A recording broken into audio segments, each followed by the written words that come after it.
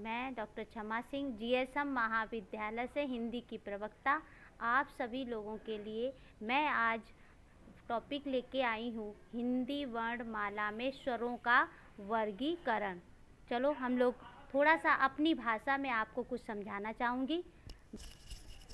हिंदी वर्णमाला में स्वर।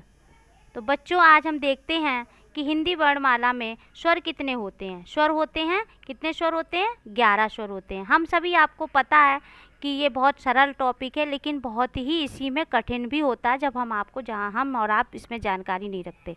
जैसे कि ये वर्णमाला में कौन से 11 स्वर है? आ ई उ ऋ ए ओ औ।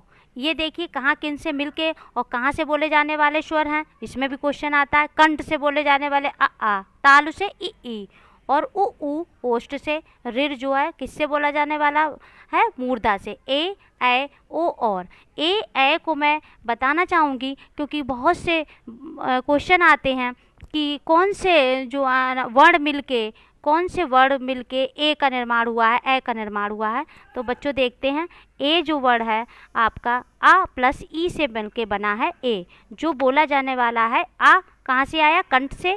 और ई जो आया तालु से। तो इसलिए ये ए है जो ना कंठ और तालु से स्वर जो है बोला जाता है। ए भी इसी के अंतर्गत है। आ प्लस ए इसे जो है ना वो भी कंठ और ताल से मिलके कंठ और ताल से बोला जाने वाला वर्ण है। और अब आपका आता है ओ जो है ना आ प्लस उ, ये जो है कंठ प्लस ओष्ठ, ये दोनों ही कंठ ओष्ठ से बोले जाने वाला वर्ण है।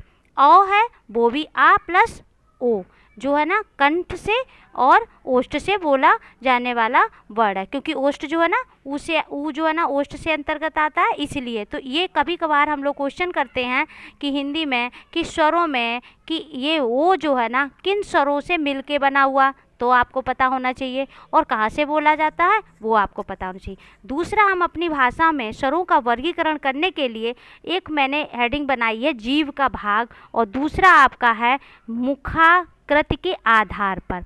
तो सबसे पहले बच्चों मैं जीव के भाग की बात करती हूँ जो हम लोग बोलते हैं, जिसमें हमने 3 भागों में विभाजित किया है, अग्रभाग, मध्य भाग, पश्च भाग। अग्रभाग में अंतर्गत क्वेश्चन आता है कि अग्रभाग के अंतर्गत कौन से वर्ण हैं?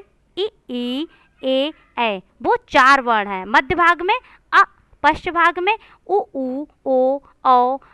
ये जो आगत, इसको वहाँ जो है ना जो डॉक्टर में ऊपर वहाँ का हलंत लगता है उसे आगत स्वर भी कहते हैं। वो किसके? पश्च भाग से अंतर्गत आता है। और आ, तो ये आपके जीव के पिछले भाग से बोले जाने वाले वर्ड हैं। और दूसरा आपका है मुख के आधार पर। मुख के आधार पर बेटा आपने लिखा देखा होगा समृत शब्द है, अर्ध समृत है, अर्ध विव्रत है। तो बच्चों मैं समझाना चाहूँगी ये समृत है क्या, अर्ध समृत है क्या, हम इसी में पढ़े रहते हैं।